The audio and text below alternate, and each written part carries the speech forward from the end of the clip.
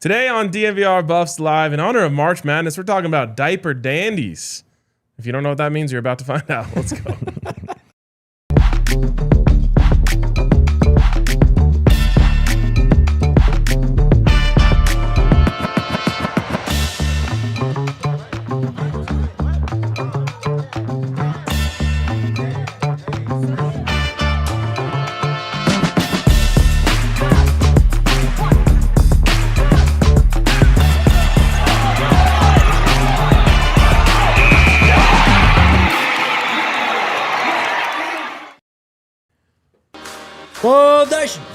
Let's go. Squad. Coming to you live from the Toyota Lounge, driven by your front range Toyota stores. It is DNVR Buffs Live on a Taco Tuesday.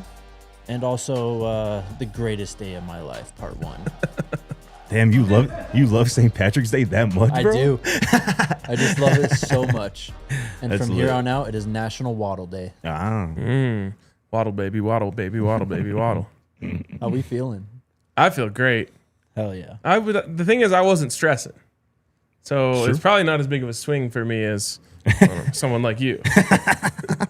I just needed this. I needed it so much. I'm so happy. I'm excited for y'all, man. It's a hell of a pickup. Hell of a pickup. Let's talk Buffs, though. Let's talk Buffs, man. Today, it's one of my favorite shows that we do every offseason, picking every Big 12 team's over-under on the win total for the season. Hell yeah. We'll do this one now. We'll circle back again, I don't know, July, August, and do a final edition along with recapping our initial takes from today. We got to keep track of these, though. I do. We did last year. Okay, we did. Yeah. We didn't grade them, I don't think. We can do that. That's what I'm saying. some Like, point. after the season, then we got to go back and check how we did. For sure. We can. And see what moves between now and Yes. July, August. No, yeah. I've got all the lines written down. Because, and like, stuff, too, it would have so- been a great time for you to... What? Okay. It would have been a great time for you to, victory lap your Houston take. Yeah. I was too low on Utah. Yeah, we'll get to it. But today, let's start with the freshman class. We've talked a lot. Shout out to Braylon Edwards, actually. Watching the show, clipped the show and retweeted, or I retweeted it yesterday. Yeah. So if you didn't see that, I think a family That was member cool. clipped the show and sent it I'm to him. sure. I thought I saw a family member in the chat yesterday. Shout out to Braylon's family then. But Yeah, it was we've dope. talked a lot about him, talked a lot about Mojo Williams to this point. Preston Ashley, Carson Crawford, Rodney Colton. Those are just the headliners of this freshman class as well. And again, as we've talked about, Coach Prime and this team, this staff, they like to play the young kids, especially on defense in the back end, right? Yeah. So it poses the question, just given how the distribution of guys playing each position worked out with this freshman class. Yeah. Could this be the most impactful freshman class we've seen yet at Colorado? It's a tough kind of Taco Bell on a Taco Tuesday, man. They are impact-wise in terms of stats and all that, but snap count maybe is something that we've talked about as well, right? Yep. So Can you give us some background context Sure. of how the freshman classes in the past have contributed? of course. So can you go to? I think I had this Do you have the stat snap counts? not too long ago where every year that Coach Prime has been in Colorado, true freshmen have combined to play at Yes. least 1,000 snaps. Okay. So Because I that's would kind think of the baseline. 2023, we had a lot. 2023, there was quite a few. I mean, obviously that team was very different compared to the other 3 iterations of Coach Prime team. Just some names off rip here. Dylan Edwards, of course, a massive contributor. Omarion Miller, he had the USC game, of course, but and some little flashes in between. But he was a parent as well, right? Carter Stoutmeyer. Carter Stoutmeyer, defense. We also had Jaden Milner-Jones. Jaden Milner-Jones. Cormani, he played 200-plus snaps Yep. on defense as well. You said Carter. That might be essentially it. I mean, you had some guys. Offense, you had Hank Zelinskis play a little bit. Yep. He and Cash Cleveland the year after. Yep. Right. Moving on to 24, Draylon Miller. He played quite a bit. Sorry, it's all by production right Mentioned now. Cash. Micah, when he was a true freshman. Yep. We mentioned Cash, yes. Defensively, guys BDS. like BDS last year or 2 years ago. Yep. 2 years ago, BDS didn't. He was a redshirt freshman. Yeah.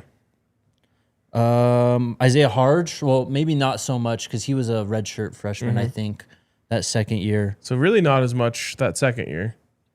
Not nearly as much as the first year. Yes. The second year of Travis and Shador, right? Yes. And then last year, a totally different story, right? Julian Lewis, he comes in. Quentin Gibson, he comes in. He gets Pro Football Writers Association Special Teams Freshman of the Year. Quanell, he got some burn last year, right? Who else do we got? Defensively, Corbin played some snaps. Chauncey played some snaps, still on offense. I think you mentioned Quanell, right? Mm-hmm. Yeah, I think that's all on offense in terms of the true freshmen. You looking at defense now?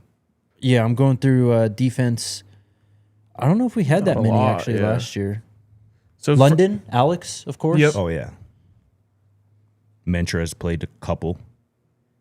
So really, I think to be the most, or yeah, what was the question? Most productive or Most impactful. Most impactful. Yeah, be the most impactful. You have to beat that first year, and I don't think that's like a crazy bar to set. And you look at some of these players. Obviously, it's super early for any sort of projection on these guys, but you know the combination of Preston Ashley, Braylon Edwards, Mojo Williams, it feels like at least one of them is going to be a serious contributor, if not 2+. So I think that's a really great start for that. And then, How do we ahead. factor in Domatapeco Jr. into this, right? He is not a freshman. Okay. Yeah. Yeah. Can you, just a girl asks, can you please explain the diaper dandies? Ah, yes. Diaper dandies. Well, in honor of March Madness, which starts in 2 days. Well, March Madness, I guess, has started. Tonight. The tournament starts tonight. The real 64-team tournament starts Thursday. And when I was growing up, the GOAT of college basketball was Dick Vitale. And he always referred to great freshmen as diaper dandies. Yep. So that's why we referenced the diaper dandies in the thumbnail and the open. No doubt. We've talked a lot, obviously, about the linebackers, Carson Crawford, Rodney Colton Jr. And obviously, we've talked about them maybe a little bit less once, getting ESPN Lamprey into the fold and Lee Fau and Tyler Martinez. But Right. I think the addition of those three guys honestly makes me even more high in terms of the long-term prospects of Crawford and Colton, because they're going to be, soaking up game in meeting rooms, in practices with, three guys who have played a lot of football, a lot of productive football at that linebacker position. I'm just thinking about those three guys as mentors for Colton and Crawford. And also thinking about the addition of Chris Marv, who's obviously played linebacker at a high level during his playing days, has coached the position for a handful of years, and now he's the DC. And I think it was Leafau who mentioned it a couple weeks ago. Like, having your position coach also be the coordinator is a big benefit for that position group in particular. So I just kind of like how those two guys are set up. Like, I think we all think that they could have potentially, if needed, could have stepped in and played a role potentially as a true freshman, although it's kind of difficult to do that at that position. Very. But now that pressure, so to speak, is off of them, that they don't have to, they don't need to, be impactful as a true freshman. Like I said, I think that kind of takes some of the pressure off. And I think, in my opinion, gives them maybe a bit bigger of a ceiling or wider of a ceiling moving forward, just because they don't have to rush into things maybe before they're ready as a true freshman. I think there's almost kind of two ways to look at it. And I don't think either way, even though they kind of oppose each other, I don't think either is right or wrong, though. Like, playing freshmen early has been like a recruiting boon for this team, right? Like, that is something that they have sold players on. It's what Carson and Rodney talked about when they were coming in, right? I mean, obviously, again, the picture looked a little different at linebacker when they were committing and being recruited. Yeah. But also at the same time, coaches talked a lot about how he doesn't want to put extra pressure on these players too, right? And he mentioned it a lot with Julian, and yes, playing quarterback is very different than a lot of these positions, but you can kind of just burn up a guy's confidence if you put him in there and they're just not ready to go, right? So it is a fine line you have to walk, but it's clear that this program, this coaching staff, and coach have leaned more so on the sides of playing these guys early. Let's see what we have type of thing. Let's see if you can be a true piece to build around in the future, right? So it's exciting. And I think that especially in the secondary, because of what they did with all these guys that they brought in on that side of the football, or that room, I guess, you're going to see a lot of them out there. And then don't sleep on the impact that special teams has too, right? Seeing a guy screaming downfield on kickoff, getting a big hit, like that can fire up a whole stadium. And it's, as we know with the Terrell Davis story, like when he was a preseason rookie, that can be everything for your chances of earning more playing time. Oh boy, TD was on special teams as a rookie. So they did a preseason game in Japan. Yeah. And they're all the way out in Japan, and he was a late round draft pick, and he's just thinking like, bro, there's no way I'm making this team. Like, and literally, according to him, thought of just saying like, give me a flight home. Yeah. Like I'm quitting. Wow. Decided to play. I think he said like didn't expect to even get on the field. So he's like eating a hot dog on the sidelines. And they're like, TD, you're in on kick return coverage. Kickoff coverage. And they boot one down there, and he goes screaming down the sidelines and just lays the boom on the returner. Wow. And that like caught the eyes of the coaching staff. They're like, damn, we got to play him a little more. Got him some carries, and wow. Super Bowl MVP and a gold jacket later. Sometimes that's just what it takes. It's just your first, kind of feel of it, and just to get an opportunity to get on the field so people can see potentially what you're capable of. And special teams just certainly can be that conduit. I think of Carson Crawford, flying down with his speed and power kind of combination. I think he could be a real weapon on special teams on a few different units, few different coverage units as well. And I assume that they are going to be utilized, those freshmen, on a handful of different special teams units. Well, and just one more freshman that we haven't mentioned yet that I want to throw into the mix is Cam Newton. And I think that he could be a swing player in terms of whether or not this group really is the most impactful. Because when I go back and look at that, it's like Carter was basically a full-time starter as a freshman. And then I would call Dylan Edwards a full-time starter as a freshman on that team. Then you mix in the Jaden Miller-Jones, who started, I think, last 4 games. Yeah, something like that. And then who was the other one that we mentioned? Cormani. So it's like 2 starters, 2 big-time contributors, a couple guys who also went in. And I'm not saying Cam is going to be the starter, but if he could get like a very legitimate snap share, then I think that could pair well with, just like on that 2023 team, 2 members of the secondary being really young players. And I wouldn't count on any of these receivers either. Yes. Christian Ward, coming from IMG Academy, like it's a pretty good track record. Yeah, he's ready. Pretty good track record of those guys being ready to play right away. And even Jacob Swain, receiver from Melissa, Texas, very productive last year. Like has kind of already that college receiver size, 6 foot, 190 pounds or so. And it's just somebody obviously who Brandon Marion sought out and liked the talent of. So I think that's maybe been the most consistent position that's seen playing time with the Coach Prime era at Colorado, that receiver position. And although we know it is very deep at the top, particularly that top 4, even the top 6 or 8, as we know, things happen throughout a long season. And if you can just prove to be trustworthy, I think that's a position where you can rotate a lot of guys and give guys opportunities, even as young guys. So I wouldn't count out Swain. I wouldn't count out Christian Ward. And kind of talking about the IMG thing, like I love, you kind of alluded to it yesterday with some of like these high school powerhouses that Colorado has gotten some of these guys from. Like I think of like Carthage, where Crawford came from, where they won like 28 straight games. Yeah. Back-to-back state titles. Like the 2 guys we talked about yesterday. Yeah. I mean, Edna Carr in New Orleans is a powerhouse. Like obviously IMG. Duncanville Edwards. In Texas, no doubt about it. So you're getting guys who are used to playing high-level football and being surrounded by a lot of talent. And I think that bodes well for their futures as they get acclimated to the college game. It's difficult on the offensive line. I'll throw out Xavier Payne, though. With a 6'7", 320-pound frame, you saw Yo-Yo last year coming in as that 6 offensive lineman, right? Sure. And the depth is greatly, I think at least, the depth is greatly improved on the offensive line this year as it was to last year.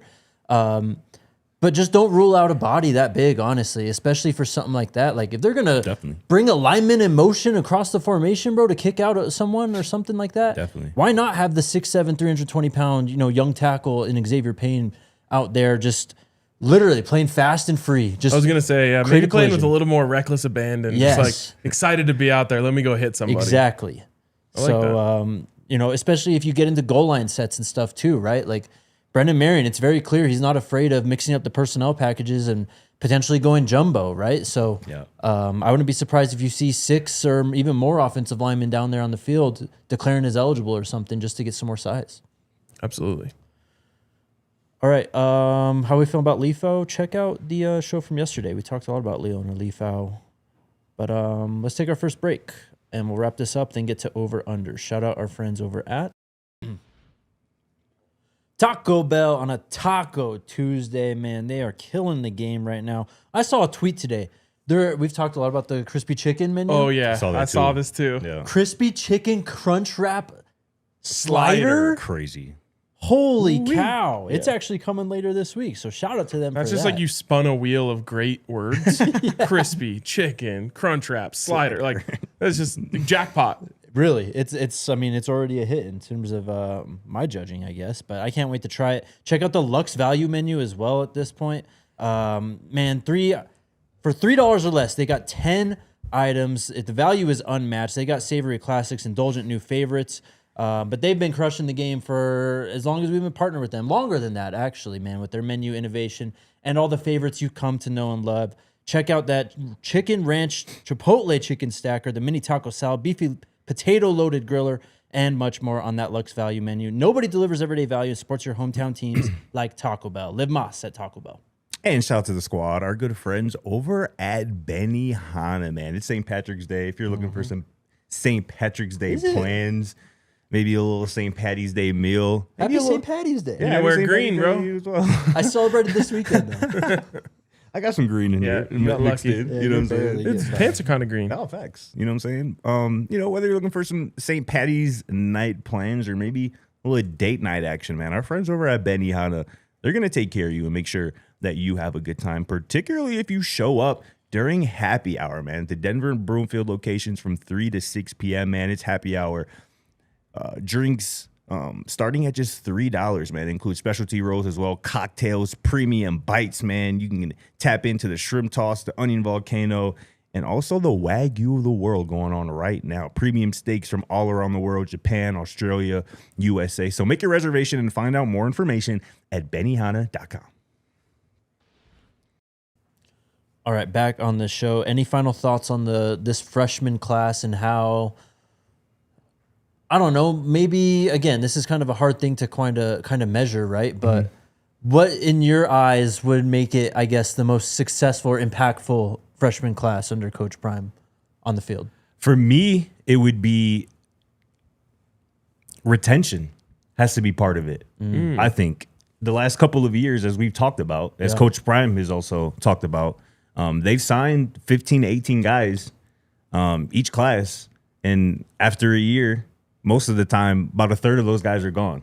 After 2 years, most of the time, half of those guys are gone. So I think that would be a signal that this is potentially the most impactful freshman class, is if a year or two from now, you know what I'm saying, they still got 75% of that class still in the building, and which might sound a little lofty. Pass that over here.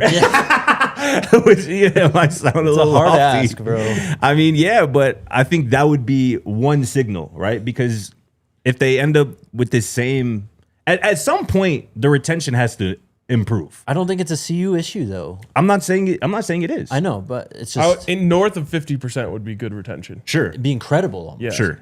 So I think that would be something for me. But I think, having multiple starters out of this class again, maybe 2-3 years from now, I think that would make it potentially the most impactful. I think that's a great way of looking at it. If I just look at it through the lens of this season, what would put it above 2023 for me is winning.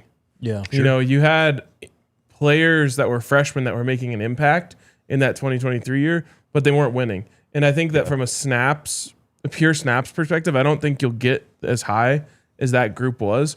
But if you have these guys making big plays in wins, Yeah. that will put it over the top. So, if this team can be an 8+ win football team and you even just have 3 freshmen who are contributing on a week-to-week basis, then I think that would put it over the top. And like you do look back, and London and Alex were making impactful plays every single week. They were, yeah. Last year in losses. Yes. And so then what was the impact really worth? Sure. No doubt. I think it's a mix of both of what you said, right? I think you do need to try and retain as much of them as possible. Again, I don't know how possible that actually is, though, right? In terms of this transfer portal era and the era of inflated contracts or NIL value with how the agents play the game now. Like, I don't know, man. If someone's trying to lure you into the portal to be a backup somewhere else for a $200,000 increase, like, be my guest type of thing almost. But Sure. at the same time, you need to win. I think just the pure snap count barometer too, right? Just get over that 1,000 snap count. 1,000 snap play count threshold. And you can continue to kind of sell that Yes. to a future freshman, which I think is honestly the most important about this, is still kind of being able to sell. Yeah. If you're a freshman, you can come here and play right away type of thing. Not to press the college football sucks now button again, but it is really sad to think about. If you look at 2 freshmen and you say one of those guys being here next year would be a win. You show me any 2. Show me the Ward brothers. One of them being here next year would be a win. You show me Rodney and Carson. One of them being here next year would be a win. That is so sad. It is. Yeah. That's such a bummer. It just takes the fun out of it. Especially when, like, from a fan perspective, like you put so much effort and attention into the recruitment, right? Following it. You follow it, they commit, they go through a freshman season. Maybe you don't see them on the field at all because, again, they're true freshmen, and then they end up leaving after a year. As a fan, that's just gotta suck. Be like, I didn't even get to see my guy out here. Yep. At least in this uniform, and that's just so common nowadays, unfortunately. Yeah. Yeah, like Alex McPherson probably would have been selling jerseys this offseason. Absolutely. No doubt. Absolutely. He would have been at the forefront of the media efforts from the football program. Yep. No doubt. Same thing's true of London Merritt, but it's a bummer because it used to be like you got a commitment from someone. Yeah. For the most part, you're imagining them playing for you for 4 years. Like those recruiting battles meant everything because it's like you got the guy. Yeah. Especially if they play a lot as a true freshman. Yes. Yeah. That's almost historically that's a lock that you're gonna keep that guy. Yeah. But not anymore. It's weird. It is crazy. But yeah, I love that comment. from Kosher. Yes. It's fire. Yeah. Appreciate you, bro. So good. Shout out to your daughter. Facts. That too. All right. Let's get into over-unders, yeah? Skid it. All right. Shout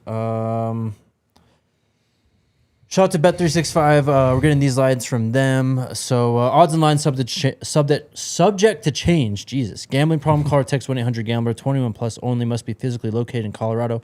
Terms and conditions apply in app only. All 16 of them. We're just going alphabetical order here. All right. Starting off with the Arizona Wildcats. What was the record last year, Scotty? I believe they went 8-4. Potentially 9-3. I'm pulling it up right now. Bear with me here a little bit. Last year, the Arizona Wildcats went 9-4, 6-3 in the conference. Okay, so they were Won the bowl game. 8-4 and won a bowl game. Yeah. Yes. Right? Or were they 9-3 and lost the bowl game? They. It's showing the 26 schedule. Last year they went 6-3 in the Big 12. 9-3 overall. Lost the bowl game to SMU. Okay, 9-3 team. So 9-3 team Fire. in regular season, And they still have no Fafita. and they still he's still there. Yes, their head coach got an extension over the offseason. Yeah, he did. 7.5 is the line. The juice is on the over plus 105 minus 135 if you're going to take, or I'm sorry, other way around. Wait, Oh my God. plus 105 on the over. I'm sorry. Okay. I'm taking the over. Ooh. I think they have one of the most experienced, best quarterbacks in the conference, and that's just going to win them a lot of games. It's something I was saying about like Shador going into his senior year. I'm just like having the most experienced quarterback who's just seen everything going into most of your games is such a ridiculous advantage.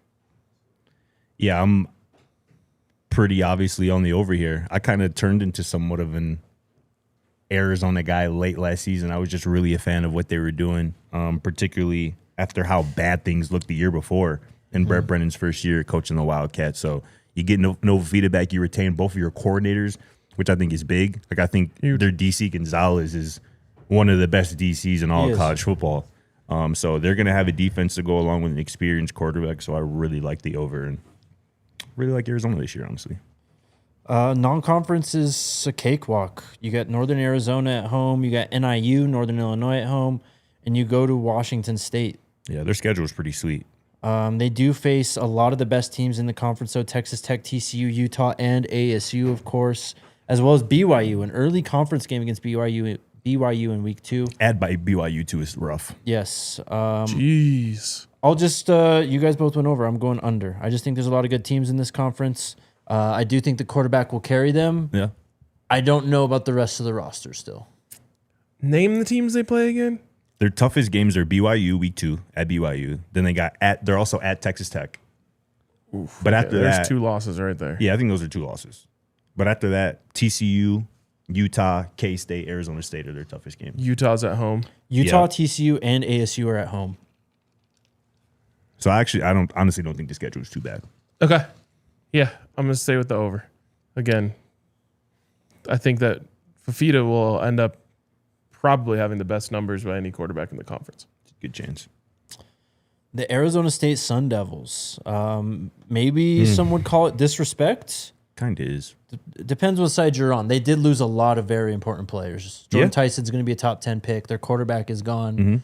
The running back is gone. Raleek Brown is gone as well. Yeah. They've lost a lot.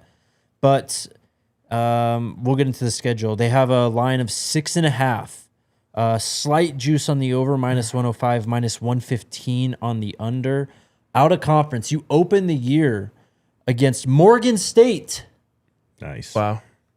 But then you go to Kyle Field to play Texas A&M. Okay, there's a loss. And then you go to London Yeah, wow. to play Kansas. Oh, they're so cooked. You also got Hawaii coming across the Pacific. Yeah. Yes. Road games at Texas Tech, at BYU. Of course, Colorado is going to ASU this year as well. They're cooked. They're cooked. Cooked. Yep. I didn't like their roster in the first place. I don't like their quarterback. I was sitting here ready to say, I don't care about any of that. Yeah. I love the coach. Yeah. And that part is still true. I think that they have a top 2-3 coach in the conference. That schedule, including a international game, which has historically been a kiss of death for many teams. I'm going under. Damn. Scotty. I'm just trying to find the wins here, bro, on the schedule. I mean, you got to go to the bounce house even. K-State's coming to town. You did get Baylor, Hawaii. I mean, that Morgan State game as well. That's actually going to count in their win-loss record. Right. So, like, they're going to get Morgan State. I think they're going to get Kansas, even though it's in London. What even is Morgan State? Let's learn. Ain't Morgan State? I don't know. I thought it was an HBCU, but I could be wrong. Could be very wrong about that. Baltimore. Okay. It is HBCU? It's okay. So at least Google says Public Historically Black Research University in Baltimore. Okay, that's what. It's actually the 3rd largest among all historically black colleges or universities. Well, excuse my ignorance. Yeah, but like I said, when I originally saw the 6.5 line, I'm like, yeah, that's disrespectful to Kenny. But as I'm looking at the schedule, it's like, damn, it's hard to find 7. It's hard to find 7. Is it? Kinda. I don't know what you're picking. I'll take the over, though. I'll put my money on Kenny Dillingham. I mean, will I be surprised if by week 4, like, Cutter Bully looks amazing and everyone's like, this guy, they found a real gem here, and it's just like, oh, Kenny did it again? No, I won't. Arroyo's back? I'm pretty sure. Let me double check for you real quick. If Arroyo's back, I'll take the over. Um, I know he had some interviews this offseason. NFL interviews, that is. he is the offensive coordinator and quarterback coach at ASU. Yeah, I'll take the over then. All right. Why does that matter to you? Because OC, like the conduit between him and the quarterback. Like I think, because I don't really believe in Cutter Boley. I have no reason to believe in him. But I think with Kenny and Arroyo, kind of orchestrating things, I'll take it. I'll take the over just for Kenny. All right. Baylor, big year for Dave Aranda. Juice on the under. 6.5 is the win total. -105 on the under. -115 on Sawyer still over. there? No. No. DJ Lagway. DJ Lagway's there. Yeah. Bryson Washington. Bryce Washington, I don't know if he's still there. No, Bryson Washington's at Auburn now. Yeah. And they'll play each other week 1. Again. Baylor and Auburn, yeah. Yikes. I mean, if I just took the over for Arizona State at 6.5, I think I have to take the under for Baylor here at 6.5. I think Arizona State's a better program, a better team. Baylor also has BYU and Tech on the schedule. So, yeah, give me their under. I'll go last. I'll take the under. I just don't believe in the quarterback or the coach. I'll take the under 2. I just feel like I'm taking too many unders. I guess we'll You're 1 and 2. Okay, Yeah, all right, you're we're good. okay. Take the under. All right, let's take our next break and shout out our friends over at... If you love the NFL Draft, then this is your edge. The Die Hard NFL Draft Guide is built and based off of thousands of hours of film study, being boots on the ground, Shrine Bowl, Senior Bowl, Combine, talking to scouts, talking to coaches, really getting a feel for where these players are best going to fit and project in the NFL. And we're talking hundreds of players in this class. Fran's Die Hard Draft Guide is the best draft guide for all Broncos fans, and especially with the Broncos picking at 30 so late in the first round and so late in every round, you need a comprehensive draft guide as good as Fran's. All right, so what are you going to find in the guide? Well, you're going to find player comps, you're going to find strengths, weaknesses, physical tools, analytics, highlights, analysis from all across the space, everything you need to try and determine who are the best players for your team. You get access to the guide if you're a diehard. You'll also get access to a couple of individual breakdowns I'm doing specifically for your team. All right, look, if you want surface level breakdowns, you can get them anywhere. But if you want independent thought, if you want thorough breakdowns on all of these prospects, become a diehard, get the guide. Or you can get access to the 2026 guide for just $26. Let's win draft season. Bet365. Oh, what a time for Bet365, because it is officially March Madness and the tournament kicks off on Thursday. And that means it's time for the all dogs strategy. Dre and I have been doing it for years. Many others have hopped on board. Last year, not our best year, which means big bounce back this year. And if you go over to Bet365 and cash in on their new offer, well, you could probably do the whole thing without adding any new money to your account other than that first $10. You put $10 into your account, and once that bet settles, they're going to give you $365 in bonus bets that you can use on things like our all underdog strategy. Just bet the underdog money line every game. It's that simple. And it's that simple to go over to Bet365 and get in on it. So if you have a gambling problem, call 1-800-GAMBLER. Please gamble responsibly. Must be present in Colorado. $10 minimum deposit required. Bonus bet wager excluded from returns. New customers only 21 plus. Time limits, minimum odds, and terms and conditions apply. In-app only. Void where prohibited. All right, back to doing over-unders for every Big 12 team. So we're sticking all in the under for Baylor. Yep. That's our first consensus. Yes. BYU is next up. 8.5 is the over-under win total. Juice more so on the over, -105, -115 on the under. They have... There's really no reason this team shouldn't get the 9 wins. No. So on the schedule, they open It up... sounds like they kind of have a tough schedule. They open up with Utah Tech. Utah Tech, yeah. They got that Arizona game the week after that. They go to Colorado State at TCU. They do play Notre Dame. That's Good interesting. for them, actually. I do remember them talking about that. They do have Notre Dame. They don't play Texas Tech, though. Correct. No Texas Tech, but you go to Utah, you go to TCU, and you get ASU at home. Yeah, they might go 11-1, gang. I ain't gonna lie. Yeah, I'll take them on the over. Scotty, you're over? Yes, sir. I have no reason to fade BYU, so I'll take the over as well. Really no reason to. I think the line's even a little low. Like, that should be at 9.5, I feel like. I've come so far on BYU. Put some respect on Kalani's name, man. Well, the thing is, I love Kalani. I used to just like hate BYU the school. Sure. And maybe I still do, but their fans are actually like really nice. Super chill. So I can't really hate on that. And then the most important, of course, is I just keep betting on them and winning. And now they have a place in my heart. I remember you, if I'm not mistaken, you hit pretty big on them in the bowl game. Was it the bowl game? I thought so. I think When they played Georgia Tech.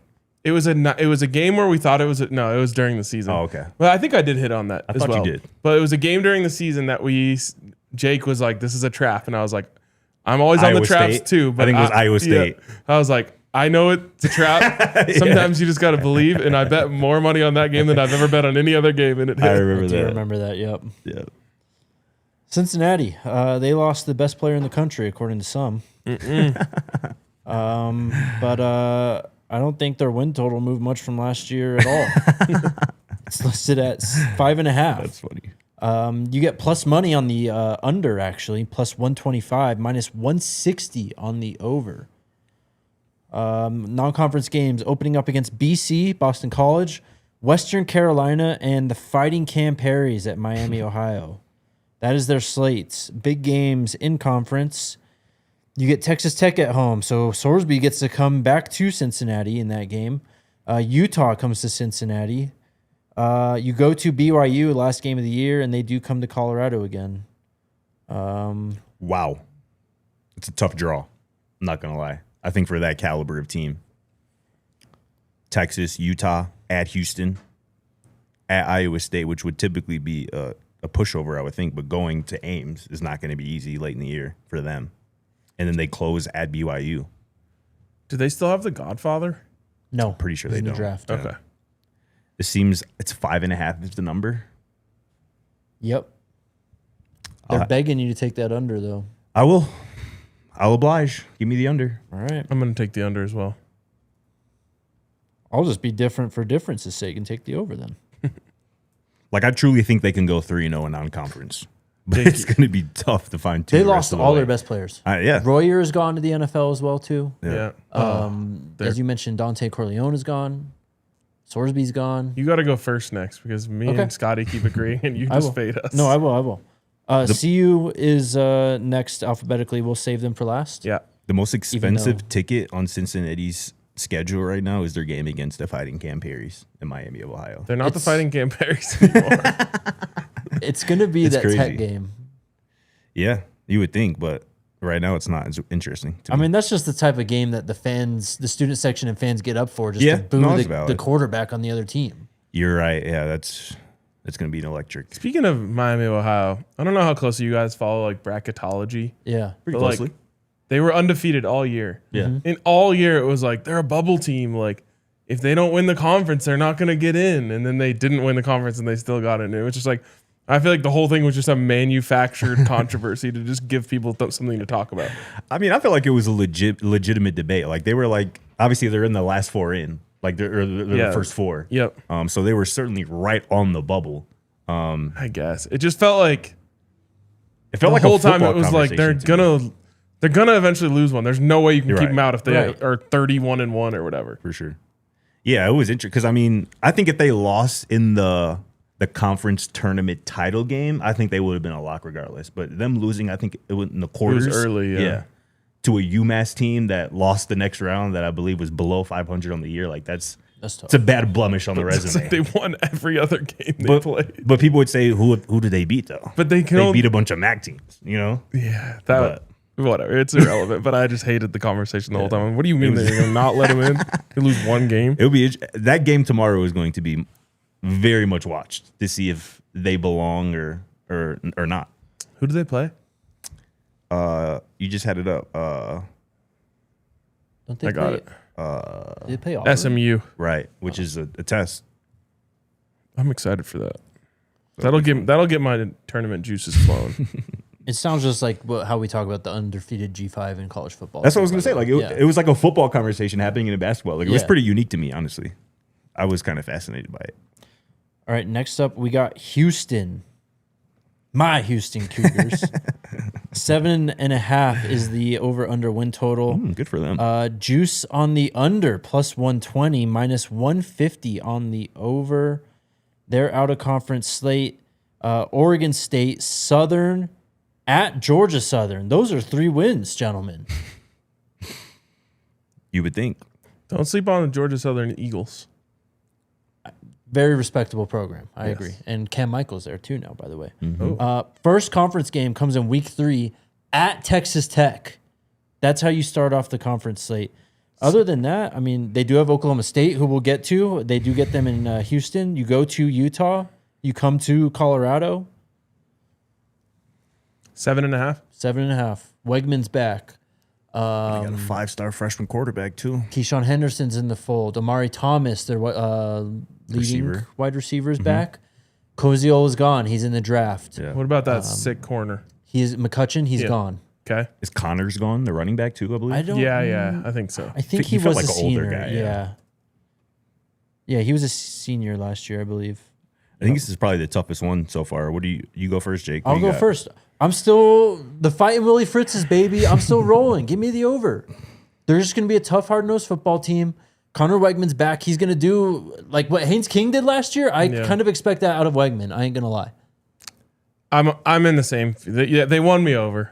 They won Hell me yeah. over. Everything you said about what a Willie Fritz team would look like, they looked like last year. They're only 1 year more mature into the Willie Fritz culture and era. They're just gonna be tough, and toughness goes a long way in this sport. Are you going to do it again? I'm just trying to count, see if they get to 8. We're going to do this again, bro. It's okay. 7.5 is a perfect line. He's picking it to be. Pick a side. He's picking it to push. They're gonna have a tie. Give me the half. You know, I'll be different. I'll take the under. Oh, Scotty, you're so close. You're almost there. I think we might Bummer. look back as at 2025 as that was Lord. that was the year for the Houston Cougars. Bummer. We'll get back to this in June, July, though. We'll see what you have to say then. Iowa State, man. 5.5 is the win total. Oh my god! It's minus 105 on the over, minus 115 on the under. Give me the schedule. They first off, this team lost everything. Out of conference games against Southeast Missouri in week 1, at Iowa week 2. The week after that, Bowling Green. Conference slate. I don't think they're safe against Bowling Green. Probably not. Also, did I say at Iowa? You're going to Kinnick in that game. Yeah, they're done. They're getting smacked in that game. Utah coming to Ames for the first Big 12 game of the year. 2 weeks later, you go to BYU. You go to Arizona. You get Oklahoma State at home. You go to the bounce house. Farmageddon, last game of the year now. That is in Ames at least. So This is a 2-win team. It's a 5.5 or 4. 5.5, bro. Yeah, you got to go under. All of us are going to be on the under here. 2-win team. I would have considered if it was 4.5 going over, honestly. But What do they play week 1? Southeast Missouri State. Watch out for them. The Red Hawks. Are we taking cheese here, though? No one's going to believe in this team. Literally no one. What is there to believe in? They're still going to be a power team. They're still in the Big 12. They lost all of their good players. I understand. They they're weren't That's good all last of their year. players, period. Yeah, right. They weren't good last year, too, though. They had a quarterback. They did. Bro, getting I'm this just just straight up isn't a bowl team. You know what I'm saying? That's what this line is saying. Are they a bowl team or are they not? Right? I'm just saying every other person in the country who talks about this sport is going to think this, too. See, sometimes everyone's right. yeah. Sometimes things are just so obvious. All right. Where's the Just throwing it juice? out there. Slightly on the over. Minus 105. Minus 105 to take the over. Yes, minus 115 on the under. Okay. So it's leaning under. Yeah, slightly. Yeah, I mean, what could I possibly base it on if I was going to pick over? The only way that they go over is if the Big 12 is dog. It's just terrible. What's their easiest conference game? West Virginia. They got West Virginia. They got UC at home? UCF. Yeah, West Virginia at home. That's it. Cincy? Cincinnati at home. I mean, look, we'll get to UCF, but they do have to go to UCF. Yeah. Like, I think out of all the draws they could have gotten, it could have been so much worse in conference here. Home versus West Virginia is their most winnable conference game. Or home versus Cincy, Okay. depending on how you view them. That's Cincy, 2 or 3 win team. Yeah. This is just straight up isn't a bowl team. We will talk much more about them That's later. true. this They got offseason. super injured last year. They were. Yeah, they lost both corners, I think, the week before we played Yeah. them. Yeah, Yeah, it was just rough for them. Running backs kept going down, for sure. and they had a stable of them, too. Yeah. I don't think Bex was healthy, honestly, the whole year. Oh, no, he wasn't. Remember, he had like 4 concussions Yeah. in like a month span. He was getting smacked. Yeah. Also, we wouldn't have won that game if they called an incredibly egregious pass interference penalty in the end zone. True. Very true. No, what a play. Was that Ivan Yates? In the end zone. Yes. Yeah, it was. Yes. Let's hit Taco Tuesday, and then we'll pick it up a little faster and get through these. The Taco Tuesday, we're doing it. Let's go. That's right. Dessert Tuesday is here. Midnight Baja Blast always hits, and some dessert empanadas. Let's dig in, boys. Let's see what you think. Let's see what you think here. All right. Let's get it. A little downtown brownie town with this one. Yum. This is fire. I know Taco Bell is mostly known for tacos, but they're slowly becoming known for the dessert items. That's true. Fact. The desserts go hard. Keep leveling up. Oh man, this is caramely goodness on fleek right here. Try the other one. Beautiful. Another dub. Another dub. Get yours at your local Taco Bell while supplies last. God bless you all. Happy Ooh. Taco Tuesday. All right. Kansas. Under. Blind under. Don't even need to hear it, Oh, bro. Scotty's a hater. We I don't need even no know. more info. Opening up the year against, is this a real team? LIU Sharks? They're Oh, yeah. they're in the tournament. Long Island University. Oh, They're in the okay. NCAA tournament. I wouldn't have expected them to have a football team, but they open up with them. Rivalry I game. actually did not know they had a football team. Put some respect on the Sharks name, man. I mean, that's a sick name for a team. That's on an island. It just reminds me of the EA like custom made team because it'd Yeah. always be Tiburon Sharks. Tiburon, yeah. Correct me if I'm wrong. Big 8 rivalry with Mizzou back on the table, or is this Big 12? Wait, what team were we talking about again? Oh, yeah, Kansas. Kansas. Yeah, that was called, that. I think that was also called the Border War. All right. They're getting smacked in that game. By That's the week way. 2. It's in Kansas at their new stadium. And then their third non-conference game is in October against Middle Tennessee State, or Middle Tennessee, which they've had a solid program. And remember, past. Kansas, like Arizona State for that matchup, has to go to London for that September 19th matchup. Yep. The line is 5.5. You got plus money on the under. They're begging you to take it. Plus 120.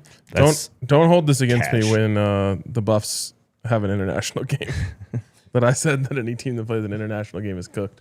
What's the line? 5.5? 5.5. Yeah, I mean, You get ASU in London, which we've already talked about. You go to Rice Eccles to play Utah. You go to Kansas State. You go to TCU. You get BYU at home. You go to Oklahoma State. Wow. I mean, the fact that they even have to play a classic rivalry game and then turn right around and go to London, wild. the emotional expenditure of that, I'll take the under.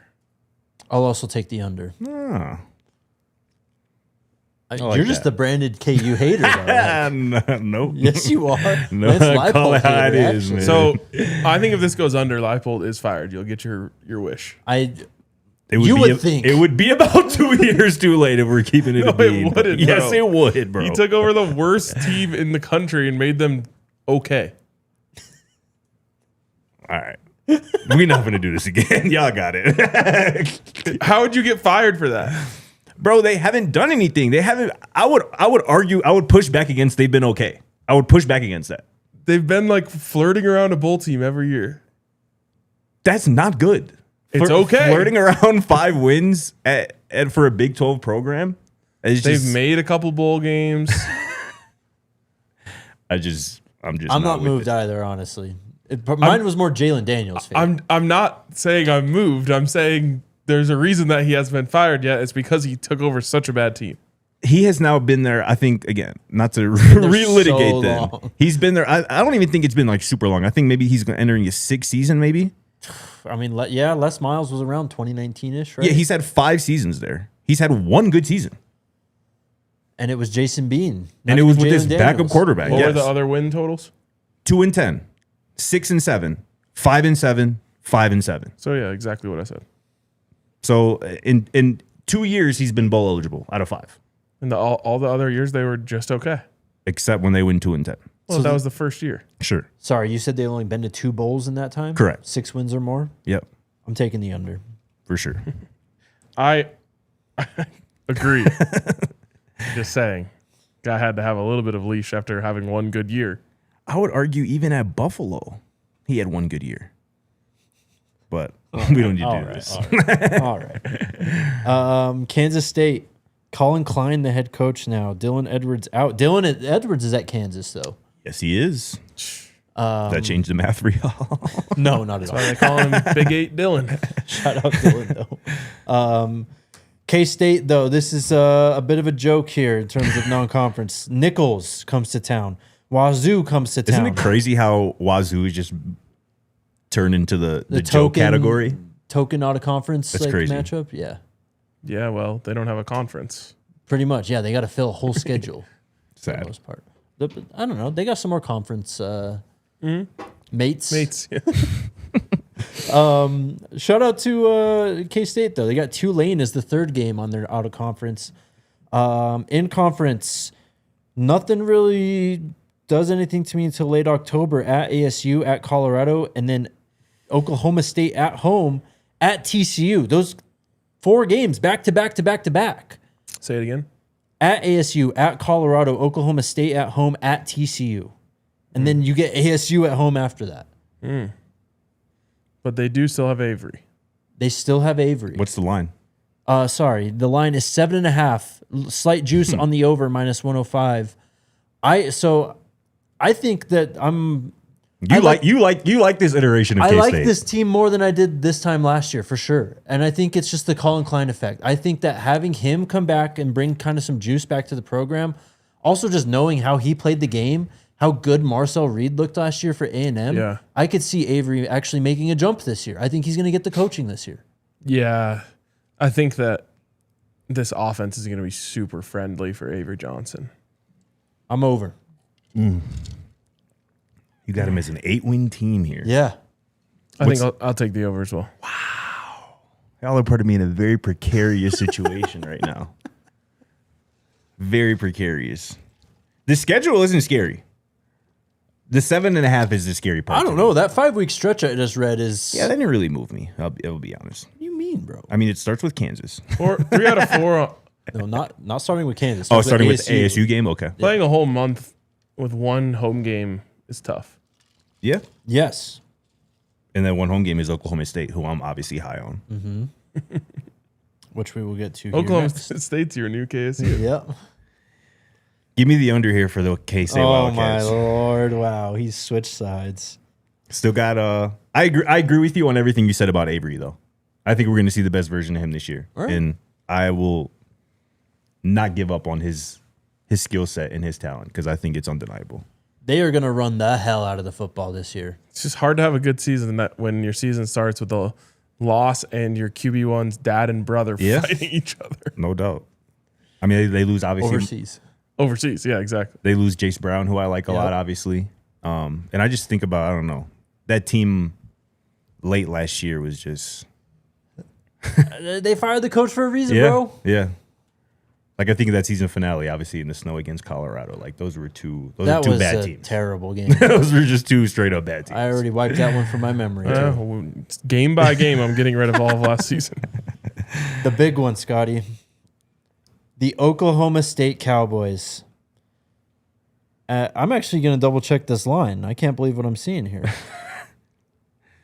Is it 7.5 or 6.5? I can't figure out if he thinks it's too high or too low.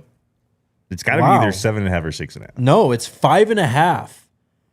5.5. They don't know. They know ball. Minus, No, they don't know yet. minus, They know ball. They don't know yet. but minus 160 on the over. Of course. Plus 125 on the under. Wow. They are starting the year with a game at Tulsa. They get Oregon at home. That's a loss. I love that. Yeah, All right.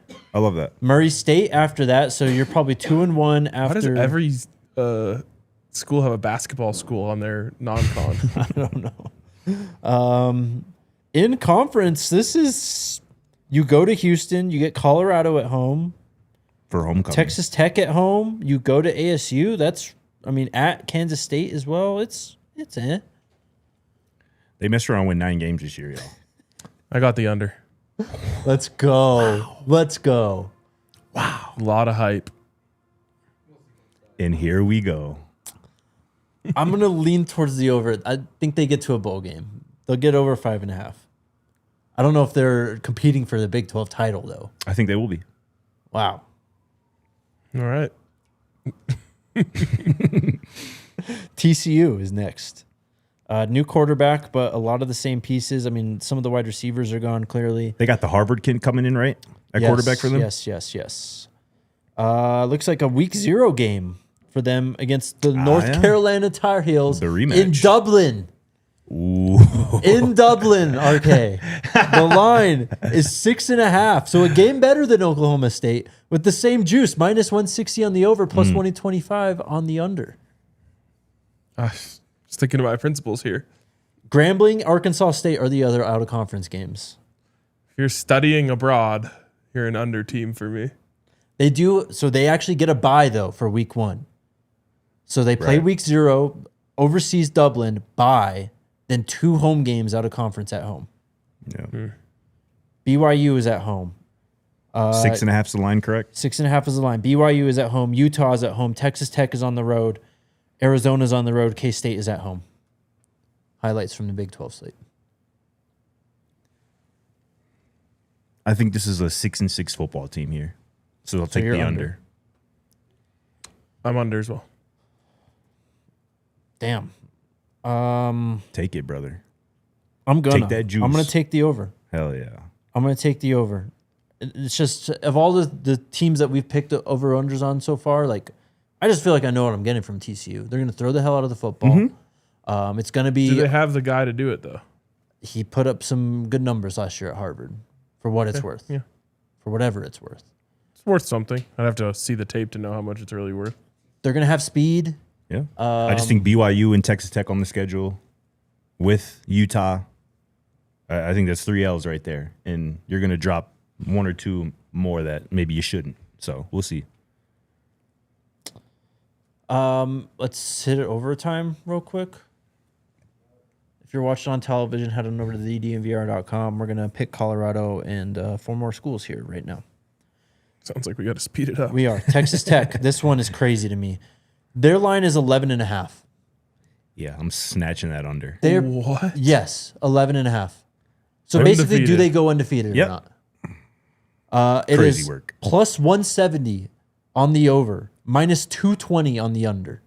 That is crazy, like, disparity. Yeah, on I the mean, lines. it doesn't even seem fair to pick the under, but I'll pick the under. I'm picking the under too. Like, Like if you put the under in one of our weekend parlays, Jake would be complaining about the juice. It's true. I would. He'd be like, "Well, yeah, oh, and it's a sick pick, bro." I swear to God. Literally. No, I mean, they lose their quarterback. Who, whatever, say what you want about them. They're going to have a new quarterback. But I think defensively, they got significantly worse. Like, they lost all their best players. So They're not going to be able to replicate the front that they had last year. no chance. No, They're going to slip up once. And that's literally all it takes. Yeah, literally. By the way, give me Lee Hunter for the Broncos in the second round. Sure, absolutely. Gotta I don't know if he'll be there. I was gonna say, gotta beat the Bears out for him first. That's what we need right there. All on the under, which is a crazy line, by the way.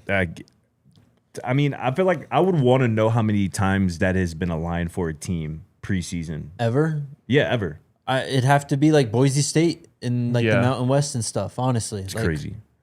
There's no way even Georgia or Ohio That's State's what I'm getting saying. that line. Right? No way. No way. Well, we did go through all those teams who were favored in every game. Right.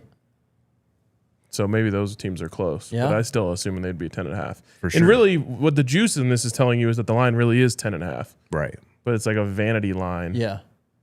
Yeah, for sure. This one I would expect to move in some regard before the season. UCF, the line is 5.5, plus 110 on the under, minus 140 on the over. Out of conference games, Bethune-Cookman. What was the Pitt. number?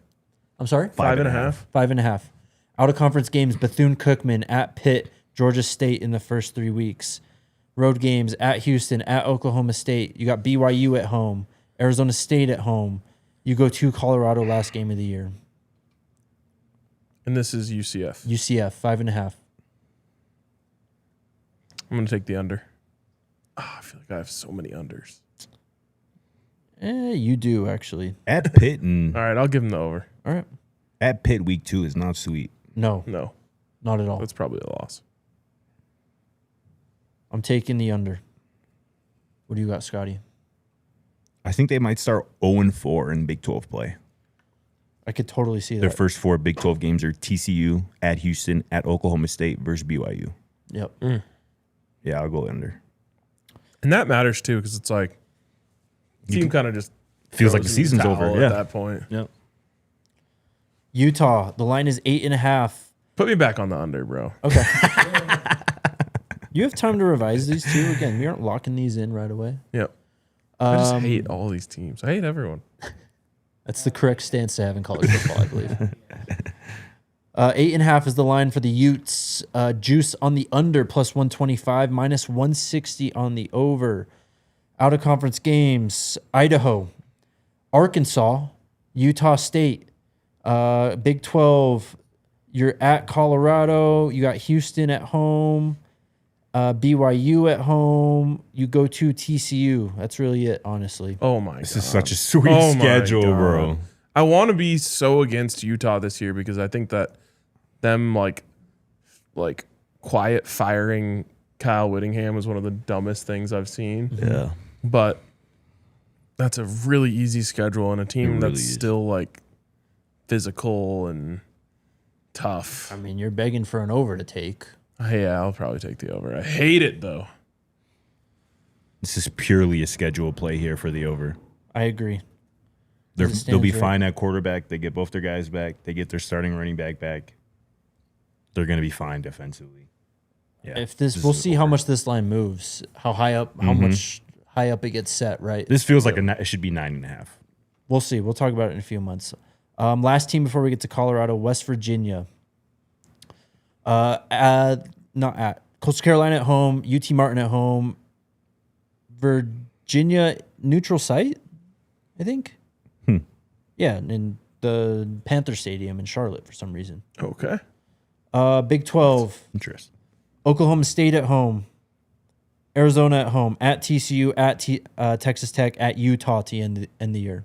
Houston at home too. How much do you believe in What's Rich the Rod? number? Sorry, line is 5.5. Even minus 110 on both sides.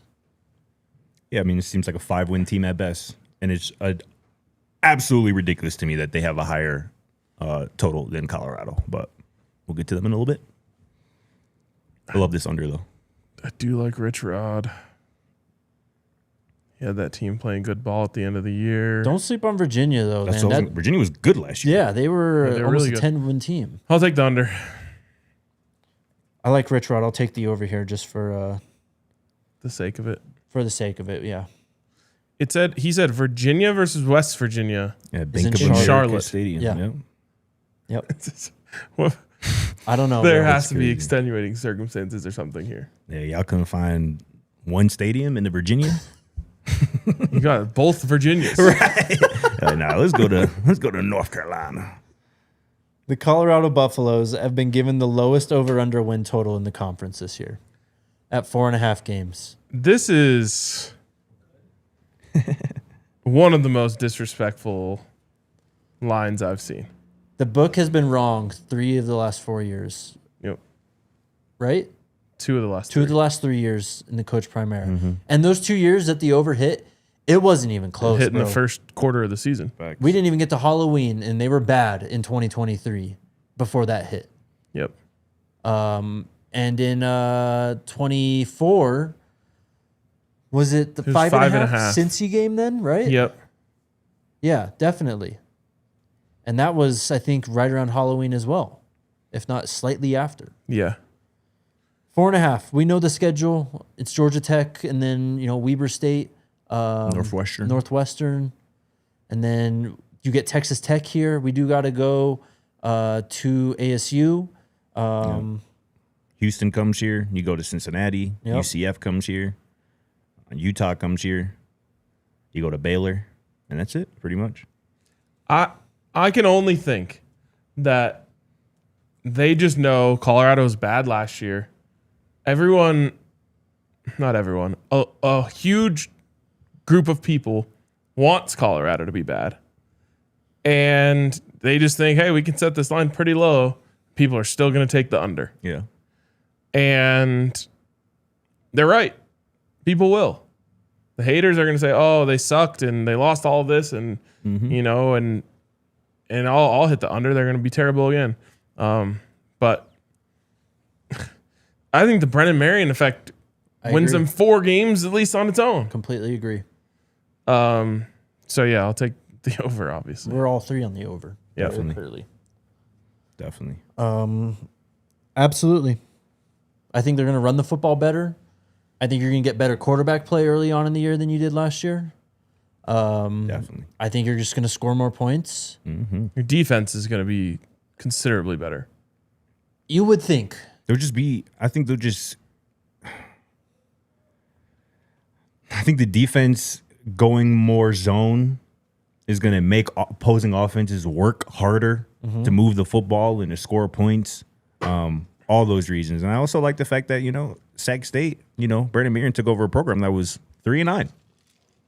First year, 7-5. 4 wins. And I think that exactly right. And I think that number would have went up even higher if he stayed at Sac State as their head coach for this year. So, yeah.